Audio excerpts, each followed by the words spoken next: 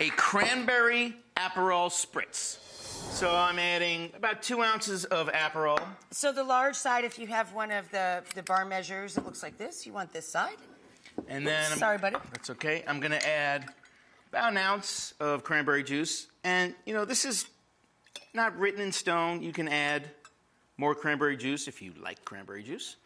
But I think that's a nice mixture in the color. It gives it a beautiful color, yeah, Right. Gorgeous. Really a And this is easy because beautiful. this is one of those drinks that you build in the glass. So it's really simple. You don't need a shaker. You don't need anything other than You want to give them glasses. any tips on opening champagne, sweetie? Well, what you do, you take the cage off first, but make sure you keep the cork covered because now... With a cloth or Right. literally your hand? Probably right. should technically use a towel, but I'm braving the elements here. And then just keep that covered so it doesn't pop off. And then... You want to pull the bottle away from the cork, not the cork away from the bottle. Pull the bottle away from the cork. And it should not make a giant pop. Kind of pull it, like tilt it a little bit because you want... See how it didn't pop? Sound. It just went... Because the less air that escapes from this, the more bubbly it's going to be. Then you top that off with champagne. And in the bottom of the champagne bottle, that's where you rest your thumb. Yeah, so you don't want to heat up the champagne with your hand. You could So use, cute. by the way, you could use It's got a little thumb pocket. It's cute. It's like mittens for people who like champagne.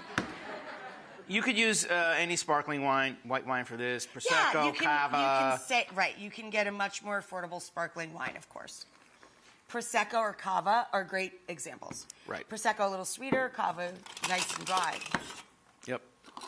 Are we going to put some fruit in it? We're going to put some fruit in it. We got some nice orange wheels there.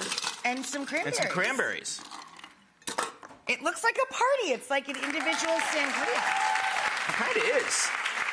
Yeah, garnishes just really makes the drink look pretty, and it's so like simple. a holiday sangria. And I got a straw for you because I know you like straws. Oh, thank you, honey. And there you go. Cheers. Woo. I got an orange wheel up my nose. I have nothing to say to that. John has an orange roll up his nose, and we'll be right back.